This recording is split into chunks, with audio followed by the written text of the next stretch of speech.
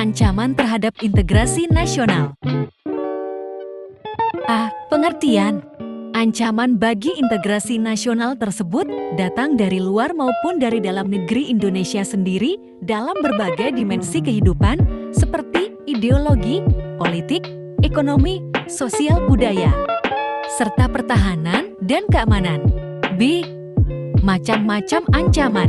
1. Ancaman di bidang ideologi. Ancaman negara di bidang ideologi adalah masuknya paham komunisme dengan segala propagandanya dan liberalisme atau paham kebebasan yang mengancam ideologi negara Pancasila. 2. Ancaman di bidang politik.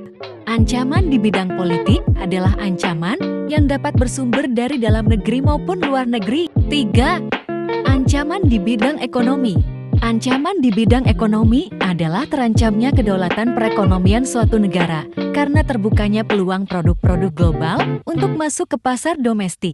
4. Ancaman di bidang sosial budaya.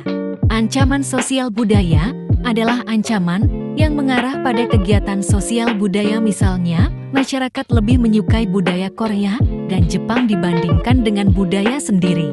5. Ancaman di bidang pertahanan dan keamanan. Ancaman dalam bidang pertahanan dan keamanan adalah suatu ancaman yang berasal dari dalam maupun luar negeri yang mengganggu kehidupan suatu negara karena dapat menimbulkan rasa tidak aman bagi warga negara.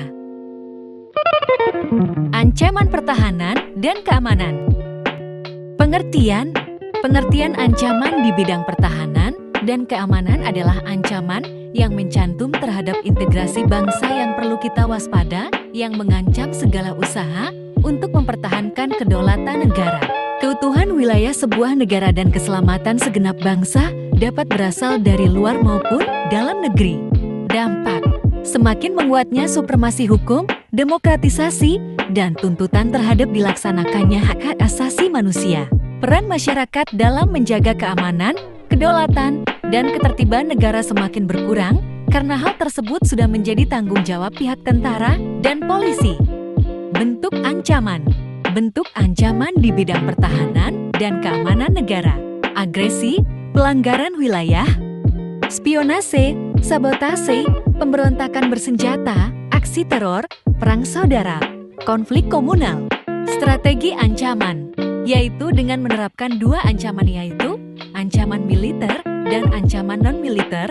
Oleh sebab itulah, perlu strategi yang dilakukan untuk mengatasi ancaman tersebut.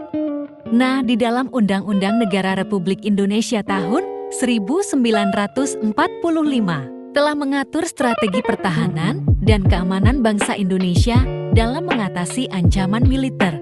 Kesimpulan, ancaman dalam bidang pertahanan dan keamanan merupakan suatu ancaman yang berasal dari dalam maupun luar negeri yang mengganggu kehidupan suatu negara karena dapat menimbulkan rasa tidak aman bagi warga negara.